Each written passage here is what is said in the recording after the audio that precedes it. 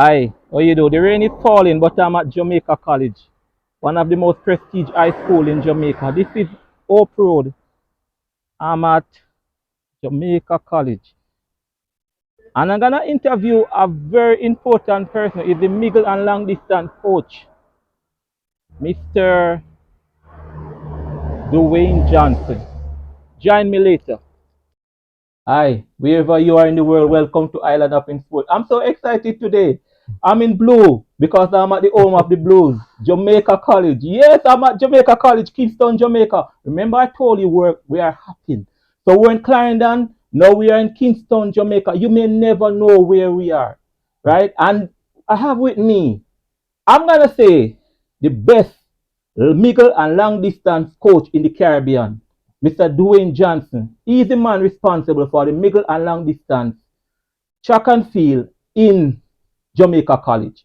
If you don't know the prestige of Jamaica College, go and research it.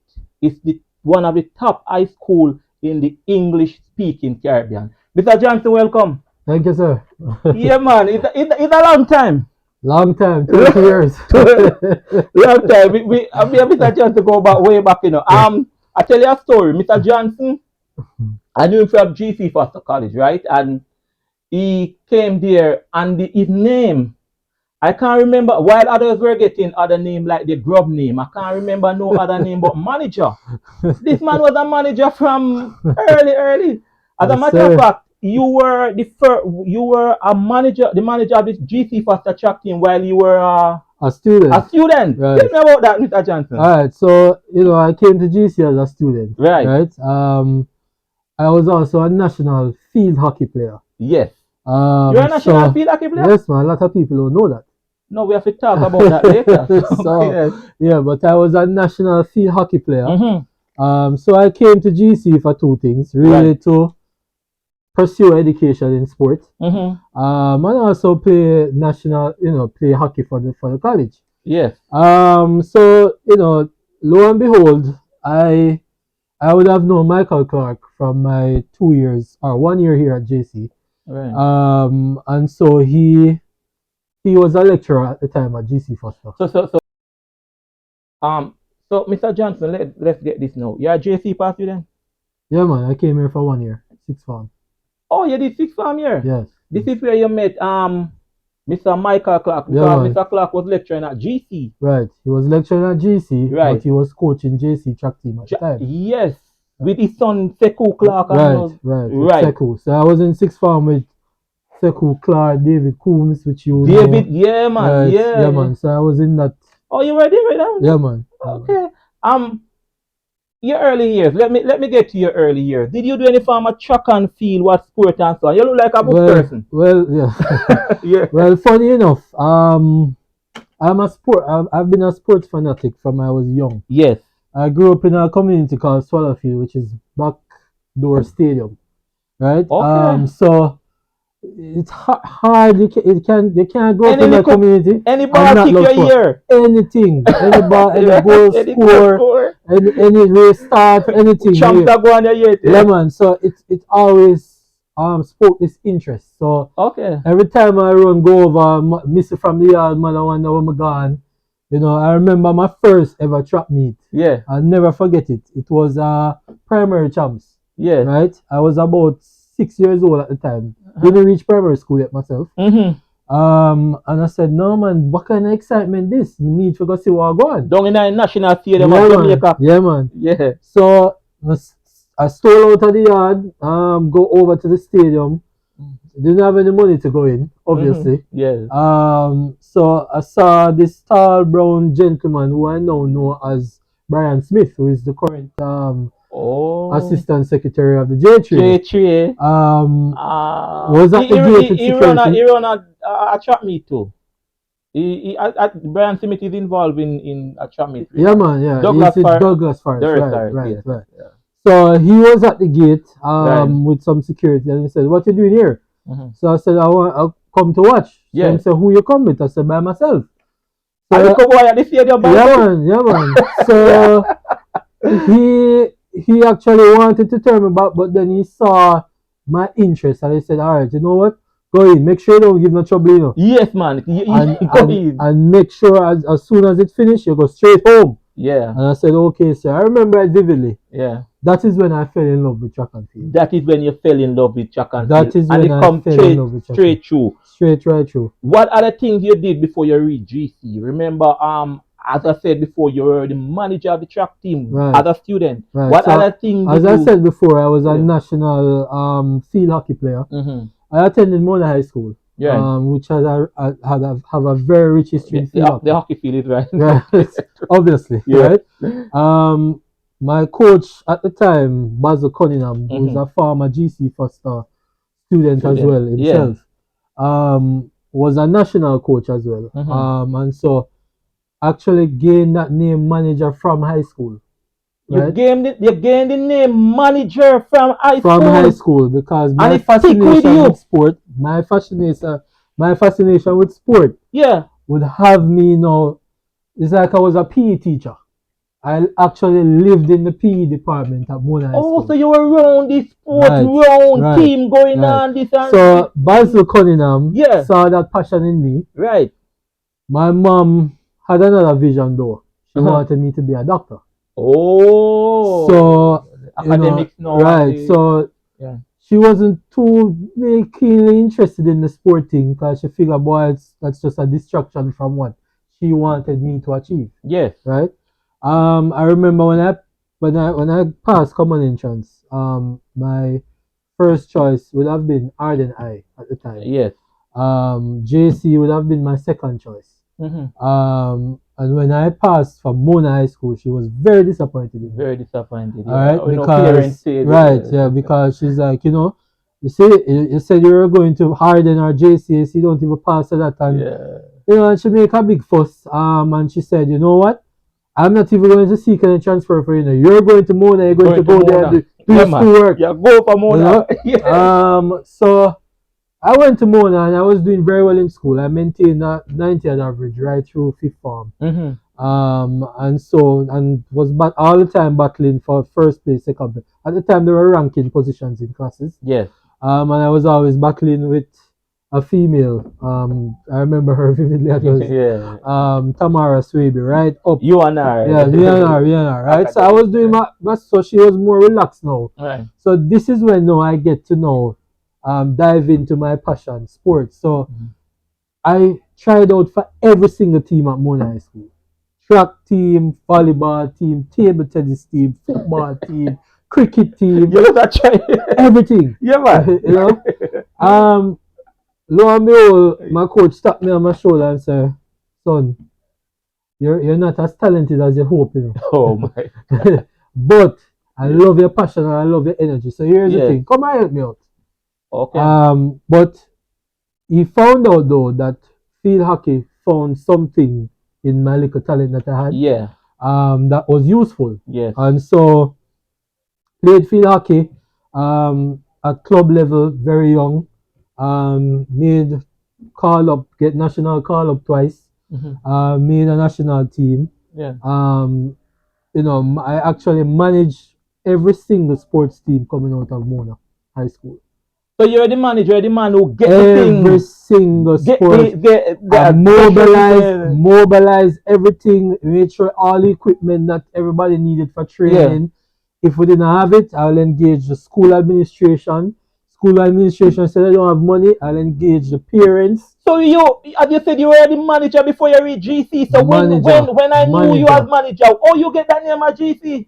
Well, lo and behold, when I came to GC first, there are a couple. I don't know if you remember Sherry Russell. Yes, man. She was a student at Mona High School. Oh, okay. Sasha Gay Henry. Was a student at Mona High School. Okay, as well. So all these persons were, and Camille Wallace. Yes.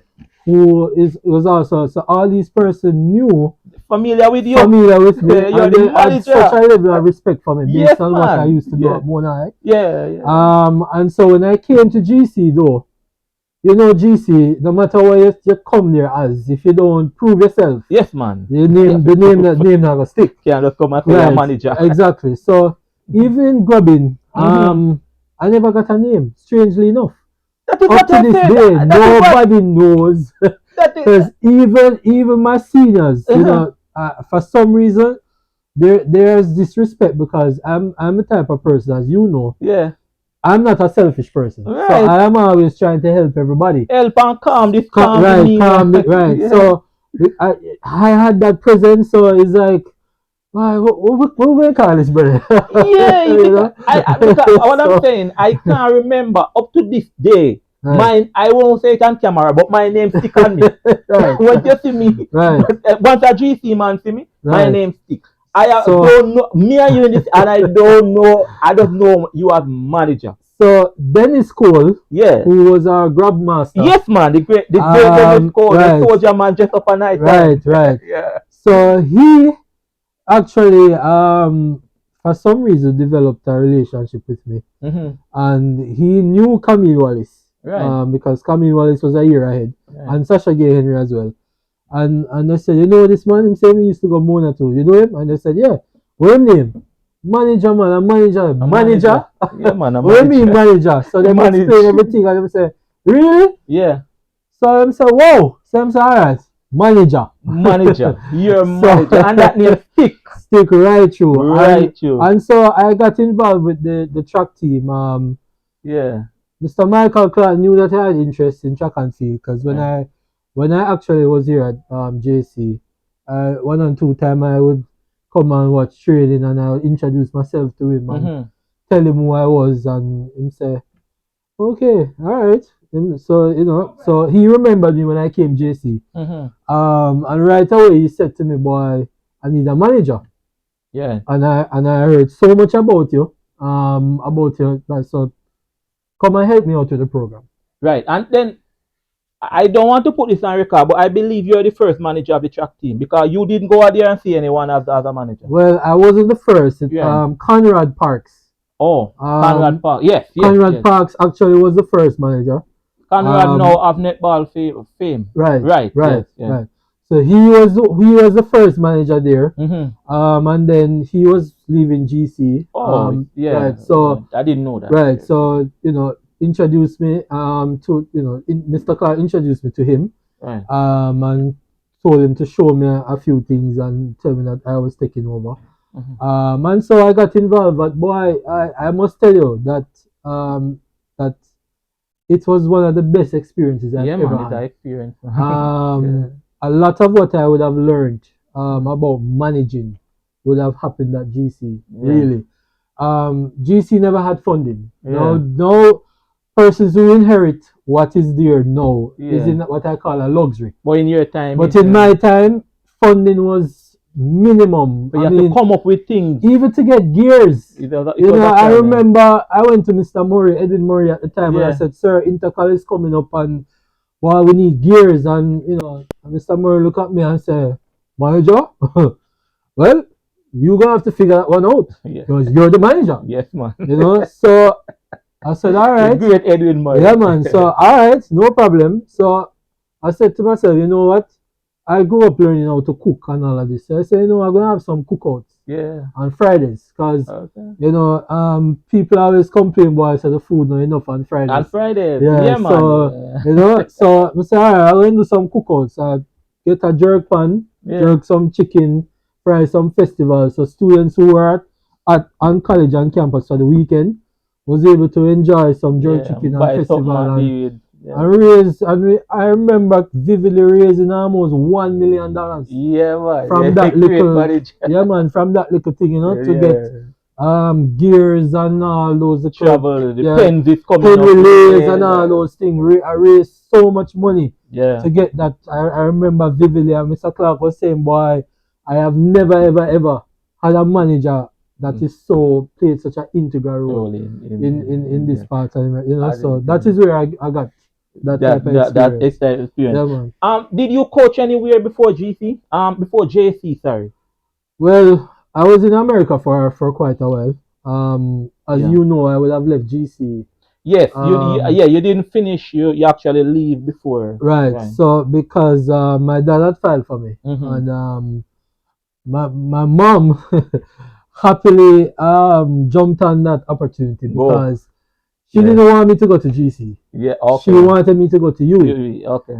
Because she wanted me to pursue doctor. Right, But yes. I sat her down one day and I said, Mom, that is not my passion. My passion is in sports. Yes. So please allow me to, do what I want. Yeah. So she said, okay, fine. So I went and I came to GC. She weren't too pleased, but she was very supportive. Okay. All right. So when my dad filed for me, and in 2002 it came through, and I said, boy, boy, I really have to go leave. And my mom keep pushing. I said, yeah. I said, well, mom, I can't just go and come back because I want to finish GC because she said, no, go. So she pushed me out because she figured, boy, that's the opportunity now for me to go get exposed to other things. But lo and behold, she didn't know that, boy. That passion in your blood, man. Can't leave. Can't leave at the passion. Yeah. So when I just went up, I went to York College first. Yeah. And I remember, again, I found the sports department. Your manager again? Manage again. Introduce myself to everybody in the sports department. Yeah. Tell them who I was, where I'm coming. When they hear I was from Jamaica, everybody gets excited because the Jamaica. Jamaica has a thing where once you come from Jamaica, people just love you. Yes, man. Sports, culture. Food, everything, culture, everything. So the coach is there, head coach is there from the different sports. Took a liking to me, so I end up managing the soccer team, the American football team, again. Track team. So that's what I was doing. When I finished York College, I went to NYU. Yeah. To complete a degree in psychology. Yeah. Which is what I was pursuing at York College. And then again I got involved with the track team. Yeah. They needed assistance with coaching. So the head coach at the time asked me if I wanted to be the student coach. Yeah. I gladly accepted. Right. Jump on board and assisted the middle and long distance. Middle and long distance. And that is how you get into middle and long distance? That is where my passion started to grow. Because at first, I loved everything. But I'm there and I'm watching and I'm saying, wow, I was, Jamaica, we weren't that good at middle and long distance. So I never really understood what it's about, really. But then I fell in love. I'm like, wow, this is a beautiful part of the sport, Yeah, it's very technical. It's very technical. It's very, there's a lot of aspect to it. It captures all the different aspect of the sport. Right. So I fell in love with it, and that is where I said, wow, someday, somehow, I want to go back home and make an impact in that area. You mentioned something a while ago. You said Jamaica is not big like in middle and long distance. You want to make an impact at the time. You want to make an impact. I'm gonna ask you the question now. Jamaica is known worldwide for sprinting. We are the sprinting powerhouse of the world. You is saying something that you fell in love with it, but didn't you mind think back? I need to go back to sprinting because Jamaica is sprinting. Why does hold on to this middle and long distance? All right. So here's the thing. I believe that we as a people, we can do anything and do it very well. It doesn't matter what. Now, when I look at it and I said, boy, we're doing well in track and field, but it's only in the sprint type events. Right. So sprint, short sprint, long sprint, jumps, throws, all the power sport. Why is it that we can't find really good 800 and longer distance runners? Yeah. Now when I just came back, the likes of Natalia Gould, Keena Sinclair, who actually was an athlete that I admired, who is now a very good friend of mine. Yeah. Was the only. I remember the Turner sisters back then when I was much younger. Yes. Was trying to carry the flag for us. And they did very well. I believe they did very well. I remember Hyman, I can't remember her first name right now. I remember those athletes, but every time I watch the Olympics and World Championship, and after all the sprint events finish, it's like our championship over. Yeah, Jamaica, you're out of it Yeah. now. No So long I'm distance, like, Miguel, long distance. you know, Right. and I'm saying, no man, I want to reach a stage where I You am want to watching. make that change. I want to be a person who is Yes. integral Yes. in making an impact. So one day we can sit down and watch Jamaica running from start to finish. Start to finish. Don't, we Right don't have, through. don't have to turn off the TV when we hear about And we have the... at least 2 athletes in every single event, right Right. up to the 10,000. Yes, and So we kind of seeing something, you know, we're gonna get more to that soon. right. So I'm happy. I am happy with the direction we're now going. Yes. I see right now we're developing a lot of world class 800-meter runners. Yes, that's what I wanted to say. So we're getting there. We have we're some getting 800 there. persons. We're getting there. We still have a lot of work to do. Yeah. But we're getting there. And the next question I want to ask you then, you said we are getting there. How can the sport, the middle and long distance develop in Jamaica? What does it take? You are doing a good job, which we're gonna talk about later. But what does it take for it to develop in Jamaica? So firstly, we need some more education around the events. Yeah. Right. So that is very lacking. Right. Mm-hmm. So I decided once I was getting involved in this that I wanted to ensure that I develop myself to a certain level. Yes. So as recent as last night, I completed a course online. Yes. Through the USA Track and Field Coaches Association, which I'm a member of, by the way. Yeah. So over the years, I've been trying to do some studies on my own. I had actually went to Canada a couple of years ago. Right. To understudy Dave Scott Thomas, who was one of Canada's top distance coaches back then, who had some Olympic medalists in 10,000 marathon, 800, 1500. And you went to... I went and understudied him for 6 months. Wow. For 6 months. You serious about this, man? Very, very serious about it. Wow. I understudied him for 6 months. Yeah. Learned a lot. I would have captured some of the knowledge that I learned from the coach at NYU. Yeah. I had also developed a relationship with Derek Thompson, who is a Jamaican, but he coached the former national record holder for US, Ajay Wilson. Okay. And so I consider him a mentor. Yeah. He shares a lot of information with me. And I also went ahead and pursue level 2 in specialized in endurance. Yeah. And I also did a lot of courses recently where I'm trying to learn the new ways and stuff to grow as a coach. So I believe that type of education, because there's a lot of stuff that I learned this week that I had no knowledge of. You learned things this week that you had no knowledge of, and you I learned things this week Yeah. that I had no knowledge of. And I am sure a majority of my colleagues here in Jamaica probably has no knowledge of it. So the education is very education, because like I said, the longer you go up, the more scientific you have to be in your approach in developing a training program. Right. Because like I said, it adaptation has to take place in all aspects of fitness.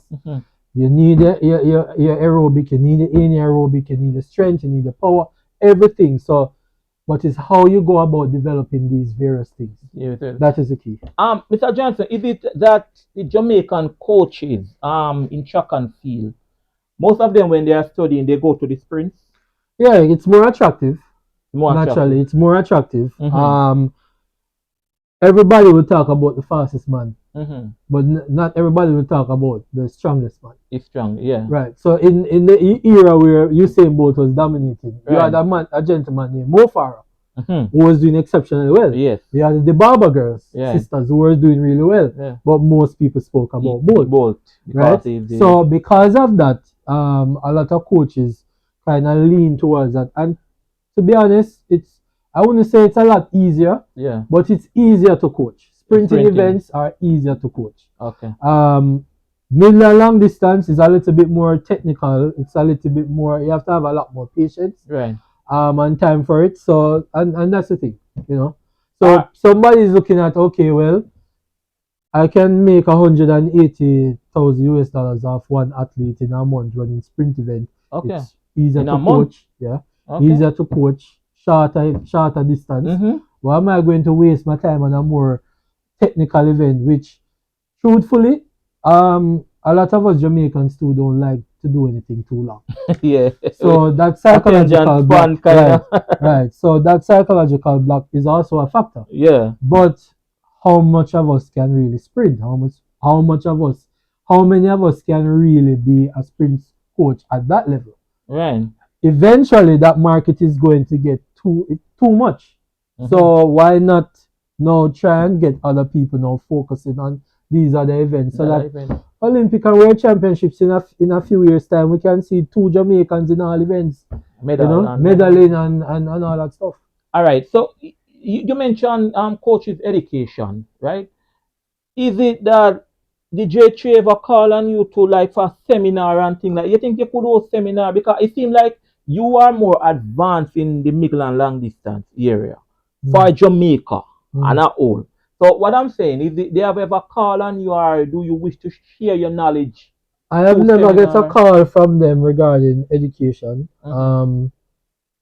Truthfully, I think I'm still considered a young coach in the business. Yeah.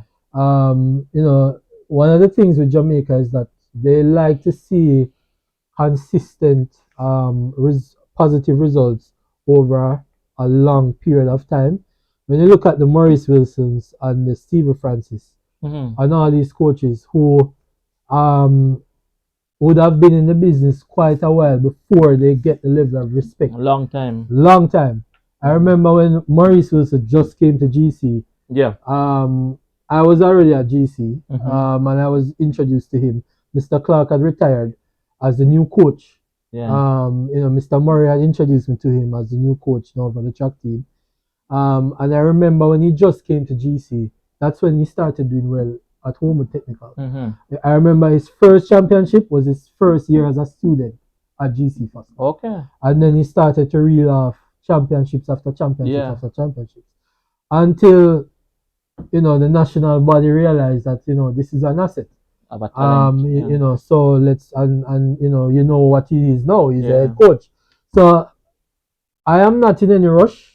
I will continue to develop myself personally, and when the time comes, if they do reach out, I am gladly willing and able to spread. So you're saying that maybe you need to build more. What people may believe that you are young. Right. Based on historical in the way we view things here in Jamaica.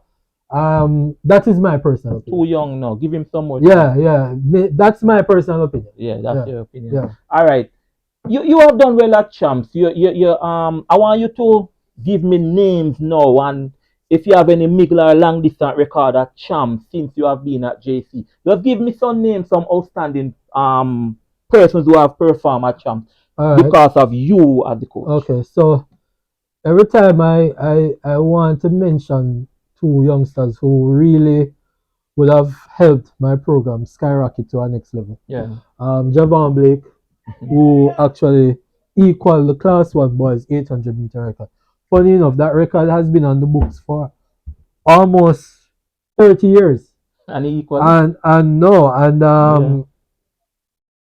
Parkis from Calabar broke it. Yeah. Before he left. And then the following year, a youngster from Medunalin lowered it again. And then the year after, here comes Javon Blake, equal the record. So that's just to show you that this event is actually getting somewhere. So he equaled that record. Handa Roban was in that same race. It was just a tenth of a second off of that record. Who I must add is doing very well right now in the NCAA system. He came third this year in the outdoor championship and second in indoors, and also won quite a few regional medals, and is on his way to Budapest for the World Championship. For the World Championship. Yeah. So that is your athlete? Yeah, man. So okay. So you have an athlete now in the World Championship team? Well, I didn't coach him this year. Right. He's at Penn State University. But he's coming from my program. Okay. So those 2 athletes, but then I would be remiss not to mention the first 2 athletes that actually introduced me on the coaching scene. Ken Reyes. Right. Ken Reyes, who is still the national record holder for Turks and Caicos. Yeah. And Dujan Blackman. Those two young men would have introduced me as a coach to say, yeah, no, this young man knows what he's doing. Right. You know, and that is when my program here at JC kicked off. Yeah, well, people started to look and say, start to look and take it serious. And then you have, I think you have people have gone to Carifta since. Yeah, man, a bunch of Carifta gold medals, you have bunch of regional medals. Can't even count, you know. But as I told my youngsters, it doesn't stop there, right? So I said to my youngsters, no, for this year I have a different goal. Now over the past few years, I would have said, boy, my goal is to get people in the finals at World Junior Championship. Yeah. So I tell them, yeah, we have achieved that now. Let us now move the barrier a little further. Now I want medalists. Okay. Because then that is when you know that you're growing as a coach, your program is growing, and we're getting somewhere as a country. Right? So that is my aim now. So next year, World Juniors, wherever it keeps, because I was to be in Chile, but I hear that Chile can't host it again because of some political unrest. So wherever it is, my goal is to see a Jamaican on the podium. And even if it's not one of my athletes, I want to offer assistance to whoever it is, whether it's athletes from anywhere in the country. After champs, I am willing to offer assistance to help bring that athlete to that medal podium. You're serious about that, even if it's not your athlete. Even if it's not my athlete here at JC. That is that's the passion I have for middle and long distance. I would have introduced a track meet, by the way, last year for the first time ever on the calendar. Fervent distance classic. Yes, yeah, man. Right? It was a big thing here at JC. Yeah, man. And it's something. That's a start. Yeah.